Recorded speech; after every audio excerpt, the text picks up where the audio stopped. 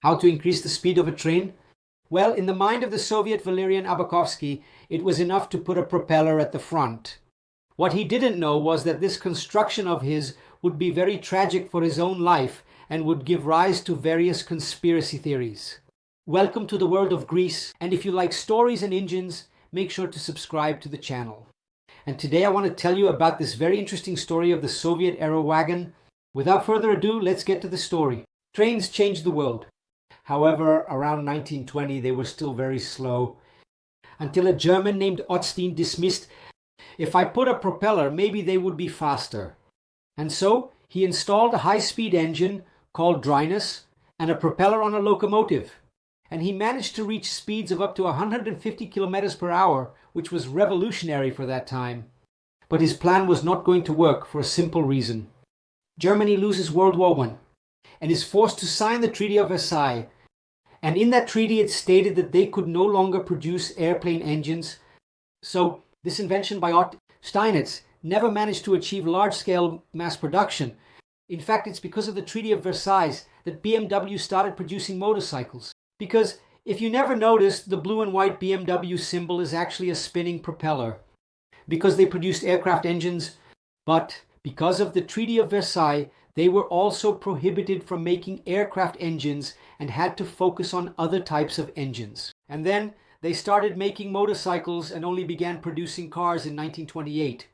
That story of BMW is for another video, right? Just a little curiosity. So it happens that even though this invention by ATST was not mass-produced in some way, it reached the interior of the Soviet Union, more specifically in the city of São Paulo, when a young man named Valerian Bakovsky, aged 24, came into contact with this idea of a propeller and a wagon. The problem was how to put this idea into practice in the 1920s without any tools. After much persistence, he got a job at the city's railway workshop, where he began working on this project. As he gained fame, the Soviets themselves began to take an interest. Because of this, and why? Traveling by plane? It wasn't much of an option because the early version had various weather-related issues and you couldn't land everywhere. Traveling by car was also a problem because there weren't very good roads. The vehicles were also still very archaic. Traveling by train was a better option, but they were very slow, especially considering the vast size of the Soviet Union. Crossing it from one side to the other was an endless task, right? So, a train that could travel at high speed. This route would be very interesting as Bakovsky progressed with his project. The Soviets began, to sponsor all of this so that by 1921 he managed to finish his first AEROVAGON around the middle of the year, and all the tests were already completed.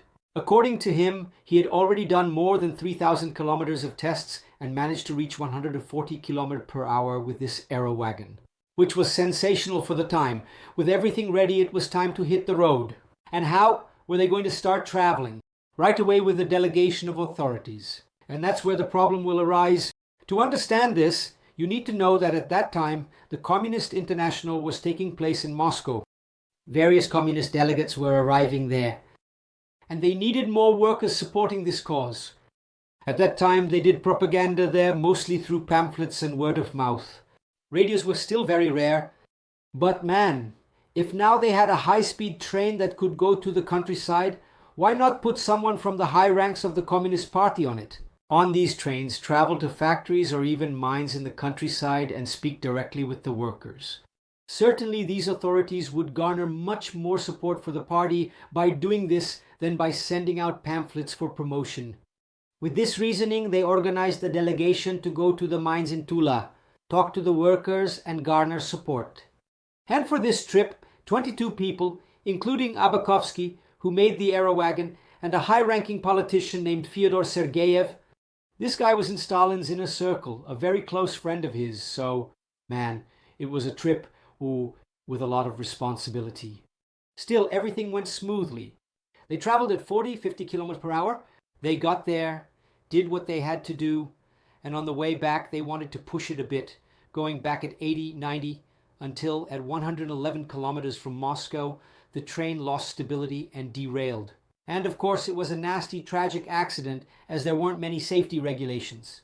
Out of the 22 people, 6 died, including Abakovsky and Sergeyev. From this accident, Sergeyev left his son orphaned. He was such a close friend of Stalin that Stalin took Sergeyev's son and raised him as his own. Such was their friendship. Immediately, various conspiracy theories began to emerge. After all, who would want a politician of that rank dead, and so on? Over time, they discovered that, in fact, the train went through a hole that destabilized it, causing it to derail. However, there's a detail. Some people say that this hole was intentionally made by a team led by Trotsky to eliminate this guy who was close to the regime. But at no point in the investigations was it concluded that Trotsky had anything to do with it. But it was somewhat natural in the Soviet Union. This type of conspiracy, just as it wasn't uncommon for it to happen, train accidents, right? Because the tracks weren't maintained in the best way at that time, and a whole funeral ceremony is conducted, etc. After that, a few other AEROVAGONs were made in the Soviet Union. In fact, the Soviet Union is the stage for various inventions. Well, strange in terms of engines, which I will still bring to you here, but one of them, and perhaps more interesting, is in 1970 when they created a jet-powered train, but it also didn't work out very well. But that's a story for another video. So what did you think of the story of the Soviet AEROVAGON? Kind of crazy, right? Imagining a wooden wagon on a track going 150 kilometers per hour. If you like this story, man, leave a comment to engage, like it. Comment, share, and subscribe to the channel.